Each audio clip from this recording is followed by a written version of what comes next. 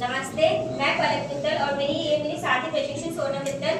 आज हम उपस्थित हैं उधम सिंह नगर डाइट की ओर से अपने मैथ्स एटीएम के साथ, जिसका नाम है प्लेस एंड स्कोर। ये एटीएम हमने इस तरह से बनाया है कि इसमें बच्चे का पूरा एक्टिव पार्टिसिपेशन होगा और ये टीचर होगा वो सिर्फ एक सहायक के रूप में होगा।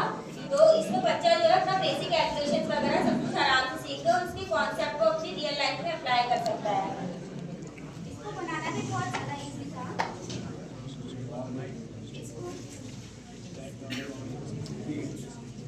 इसको बनाना भी बहुत ज़्यादा ईजी था। जैसा आप देखोगे कि यहाँ पे हमने सबसे पहले नीचे को कार्डबोर्ड लगाया, उसके ऊपर यूज चार्ट को चिपका दी। इधर लेके आ जाओ सामने यहाँ नीचे मॉडल को नीचे रखो बेटा। मॉडल नीचे रखो।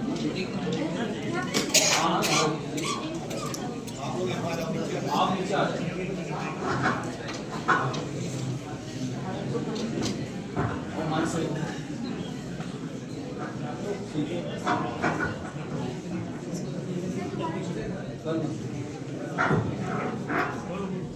नमस्ते, मैं पलक मित्तल और मेरी साथी प्रशिक्षक सोनम मित्तल। आज हम दोनों उपस्थित हैं उधम सिंह नगर डाइट की ओर से अपने मैथ्स एटीएम के साथ, जिसका नाम है प्लेस एंड स्कोर। हमारा एटीएम इस तरह से बनाया गया है कि इसमें बच्चे का पूरा एक्टिव पार्टिसिपेशन होगा। जो टीचर होगा वो सिर्फ एक सहायक के रूप में होगा, बाकी सारा काम बच्चा खुद करेगा। और उसमें बच्चा जो है वो बेसिक कैलकुलेशन वगैरह सीखेगा मैथ्स की। क्लास 1 से लेकर 5 तक मेनली मॉडल बनाया गया है और इससे वो अपनी रियल लाइफ में भी अप्लाई कर सकता है मैथ्स को। इसको बनाना बहुत ही ज़्यादा ईजी था। हमने एक कार्डबोर्ड लिया और एक यूज चार्ट पेपर होता है, उसको सीधे उल्टा करके हमें इसके ऊपर चिपका देना और कुछ भी नहीं करना है। इसके बाद ये जो आपको बाउंड्रीज दिख रही है, इसके ऊपर हमने ऊन चिपका दी है। ऊन क्यों चिपकाई है? ताकि जो बच्चे ठीक से देख नहीं पाते हैं वो उसको छू के सेंस कर पाए कि हाँ ये बॉक्स बन रहे हैं। और उसके बाद हमने इसको 100 डब्बों में डिवाइड किया है, 10 बाय 10 के बॉक्सेस में। इसको हम क्लास 1 से लेकर 5 तक किसी बच्चे को करा सकते हैं। और इसके बाद हम क्लास 1 के लिए पलक मैम आपको बताएंगे। तो क्लास 1 में जैसे अगर हम बच्चे को काउंटिंग सिखानी, मेनली क्लास 1 में बच्चा काउंटिंग सीखता है 1 से लेकर 100 तक। तो अगर हम उसको डायरेक्ट 1 बता देंगे कि 1 कैसे बनता है बोर्ड पे बना के, तो उसके लिए सिर्फ डिजाइन हो जाएगा।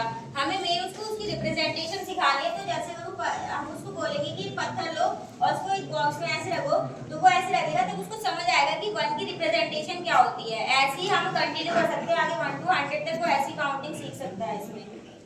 अब उसके बाद जब बच्चा क्लास 2 में आ गया है, जब वो इस बोर्ड को पहचानने लगा है, तो उसको पता है कि कौन सा नंबर कहाँ पे आएगा। तो अब जब मैं उससे पूछूंगी कि 23 को लोकेट करो इस बॉक्स में, वो कहाँ पर आएगा, तो वो क्या करेगा, यहाँ पे इसको गिनेगा 10, 20 और 21, 22, 23। तो मतलब 23 कहाँ पर आएगा, यहाँ पर आएगा। तो इससे हम उसको सिखाएंगे कि जैसे उसने पूरे इकट्ठे इनको 10 गिन लिया, वैसे ही यहाँ पर एक एक छोटा छोटा पत्थर रखने के बजाय हम एक बड़ा पत्थर लेंगे जो कि 10 को दर्शाएगा। और इस 10 के पत्थर को हम यहाँ पे रख देंगे 10 वाली लाइन के नीचे। ऐसे ही 11 से 20 को दर्शाने के लिए एक और हम 10 का पत्थर लेंगे जो कि हम यहाँ पे इस लाइन के नीचे रख देंगे। और अब 21, 22 को दर्शाने के लिए हम 3 छोटे छोटे पत्थर लेंगे। ये 3 छोटे छोटे पत्थर हम लेंगे। इसके बाद अब बच्चा क्या बताएगा कि 23 को दर्शाने के लिए उसने 2 10 वाले पत्थर लिए और 3 1-1 वाले पत्थर लिए। तो वो एक्सपेंडेड फॉर्म को खुद से डिस्कवर करेगा। वो हमें खुद से बताएगा कि एक्सपेंडेड फॉर्म क्या होती है और 23 को कैसे लिखेंगे एक्सपेंड करके। अब हम आगे बढ़ेंगे। अभी हमें से काउंटिंग वगैरह आ गई है, अब हम पढ़ेंगे एडिशन, सब्ट्रैक्शन और मल्टीप्लिकेशन पे। तो ऐसे अगर हम उसे एडिशन समझाना है, तो अगर हमने उसको बोला 5 + 2 करो, तो वो ऐसे यहाँ पे पत्थर रखेगा एक एक करके 1 2 3 4 5। अब प्लस का मतलब उसे पता है कि हमें आगे जाना है, तो वो 2 पत्थर और रखेगा और फिर गिन के बताएगा हमें कि हाँ 7। तो इससे वो जल्दी सीखेगा और उसे याद भी रहता है सब कुछ। ऐसे अगर 5 - 2 उसको करना है, तो फिर से वो यहाँ से पत्थर रखना स्टार्ट करेगा। माइनस में जब उसको पता है कि हमें कम करना है, तो वो 2 पत्थर यहाँ से कम कर देगा, तब वो खुद आंसर निकालेगा कि हाँ 3 है। ऐसे अगर हमें मल्टीप्लाई में करना है, तो बच्चों को सिर्फ ये पता होता है कि 3 4 12 होता है, उनको 3 4 का मतलब नहीं पता होता। तो हम उनको बताएंगे कि 3 4 का मतलब होता है 3 × 4। तो वो यहाँ पे ऐसे करेंगे 4 4 4 4 की 3 लाइन बनाएंगे, ऐसे फिर ऐसे फिर ऐसे। तब जब उनको जोड़ेंगे और उन्हें पता चलेगा कि अच्छा 12 ऐसे आया, तो उनको तो वो रियलाइज करेंगे कि अच्छा इसको 3 × 4 बोलते हैं। फिर जब एक और चीज है, जब बच्चा थोड़ा सा इसे सीख जाएगा तो हम क्या करेंगे, इस बोर्ड को उसे रोटेट करके दिखाएंगे। तो जब उसने यहाँ पे 4 4 4 बनाए थे, तो अब उसे यहाँ पे 3 3 3 3 4 बार 3 3 दिखेगा। तो इससे वो रिवर्सिबिलिटी सीखेगा कि जहाँ पे वो 4 4 4 पारा हो रहे थे, मतलब 3 बार 4 पारा हो रहे थे, वैसे ही 4 बार अगर आप 3 को प्लस करोगे तो वो भी 12 ही होंगे। तो वो रिवर्सिबिलिटी बहुत अच्छे से सीख जाएगा। इसके बाद डिवीजन के लिए बच्चे को हम शेयरिंग सिखाएंगे।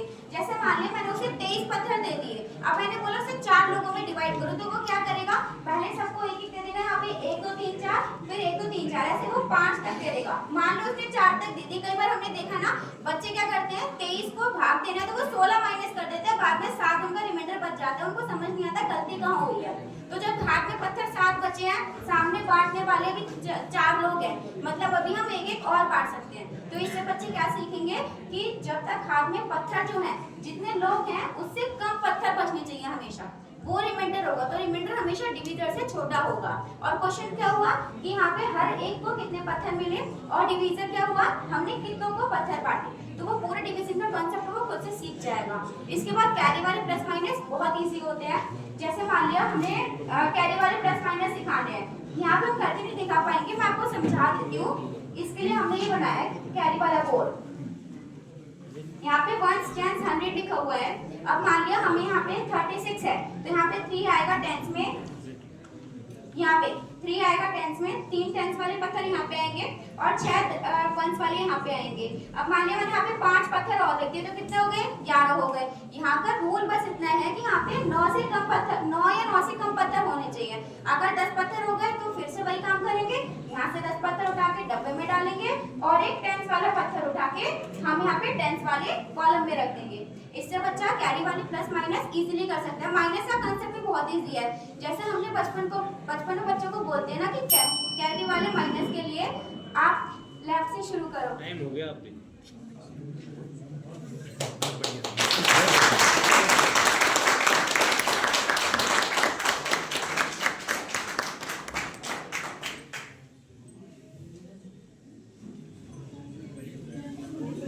अच्छा मॉड्यूल है कि इस मॉड्यूल को हम अन्य विषयों के साथ कैसे संबंधित कर सकते हैं, अंतर संबंध कैसे बताएं बच्चों को।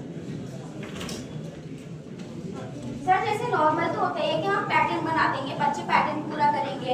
हमने जैसे ये बना रखा है ना,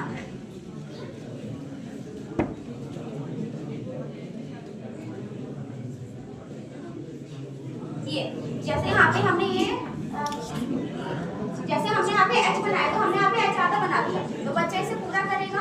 हमने यहाँ पे ए आधा बना दिया, तो बच्चा उसे पूरा करेगा। तो ऐसे करके बच्चा लेटर्स को पूरा कंप्लीट करना सीखेगा। ऐसे ही हम उसे फिल इन द ब्लैंक्स में बना के दे सकते हैं। यहाँ पे जब हमने यहाँ पे सी और टी बना दिए पत्थरों से, और यहाँ पे ए बचा हुआ है बीच में, तो बच्चे पत्थरों से ए बनाएगा। इसमें होता क्या है ना कि बच्चे उसे खुद से शफलिंग करते हैं। बच्चों को क्या पसंद है कि आपने पत्थरों से कुछ बना के दे दिया, फिर वो उसे मिटाएंगे, फिर उससे कुछ और बनाएंगे। तो इससे बच्चों की क्रिएटिविटी और ज्यादा बढ़ती है। तो क्रिएटिविटी के लिए हमने बहुत अच्छे उदाहरण ले रखे हैं। जैसे इंडिया का मैप है, हमने इंडिया का मैप पहले ड्रॉ किया, क्योंकि बच्चे को भी ड्रॉ तो करना आता नहीं होगा। तो पहले हमने ड्रॉ किया, फिर बच्चा उसमें पत्थर अरेंज करेगा। फिर जब उसमें पत्थर अरेंज करेगा तो वो सीखेगा हाँ बाउंड्री कैसे कैसे होके जाती है। ठीक है, इसके बाद हम यहाँ पे उसको रोड साइन सिखा सकते हैं। रोड साइन बनाने को जैसे हमने बोल दिया, बताओ पेट्रोल पंप का साइन कैसे होता है। तो एक तो वो ड्रॉ करके बता सकता है, और एक वो हमें पत्थरों की हेल्प से बता सकता है। एक और बहुत इंटरेस्टिंग कंसेप्ट है सर कि जैसे मान लिया हमने क्लॉक बनाई, क्लॉक के लिए क्या होता है, तो घड़ी उतार से टाइम दिखाएंगे, लेकिन इसके लिए हम क्या करेंगे, हमने पत्थरों से घड़ी बना दी। अब हमने उसे कुछ पत्थर दी, कुछ पत्थर का यूज करके हम अलग अलग टाइम बना के दिखाओ। जैसे इसमें 9 बजा के दिखाओ, तो हमें 9 बजे के दिखाएगा कि छोटी वाली से हुई 9 की तरफ और बड़ी वाली से हुई 12 की तरफ। हमने उसे बोला 3 बजा के दिखाओ, तो पत्थरों को बिगाड़ेगा, बीच वाले पत्थरों को फिर उसे अलग टाइम बना के दिखाएगा।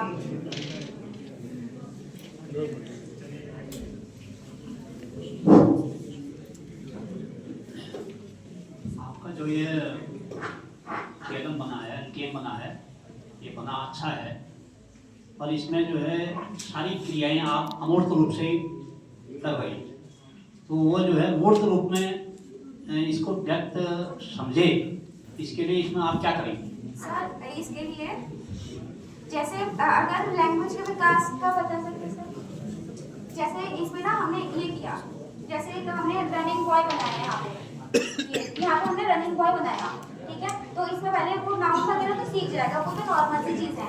जैसे पिक्चर कंपोजिशन होता है छोटी क्लासेस में, बच्चों को दिया जाता है ना, एक पिक्चर देती जाती है, उसके ऊपर बोलते हैं स्टोरी बनाओ। तो ऐसे आप उसे पत्थरों से खुद भी डिजाइन बना के दे देंगे, फिर उससे बोलेंगे तुम इससे या तो कुछ और बनाओ या उससे एक स्टोरी बनाओ जो भी तुम्हारे दिमाग में आ रही है। तो उससे वो भाषा का विकास भी होगा, वो अपनी इमेजिनेशन पावर को कहीं तक भी लेके जा सकते हैं। ये चीजें हैं। इसमें कॉस्ट कितनी आ रही है आपको ये मॉडल बनाने में? सर कॉस्ट इसमें बस अगर कार्डबोर्ड हमें किसी दुकान से मिल जाता है, जैसे टीवी फ्रिज वगैरह का कार्डबोर्ड मिल जाता है तो फ्री का है, और वरना बस फेविकॉल वगैरह की कॉस्ट होती है, बाकी और कुछ नहीं है। बाकी हाँ वाटर कलर जो हमने पत्थरों पर कलर किया बस वही कॉस्ट थी, बाकी और कुछ नहीं है।